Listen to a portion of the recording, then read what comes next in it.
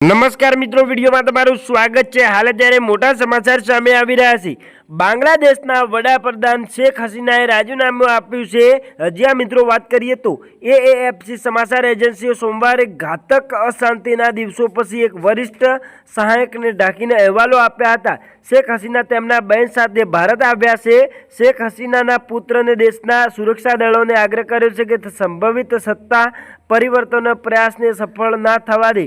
ઢાકા સહિત દેશભરમાં સેના તૈનાત કરવામાં આવી છે। બાંગ્લાદેશમાં કર્ફ્યુ લાગ્યું છે।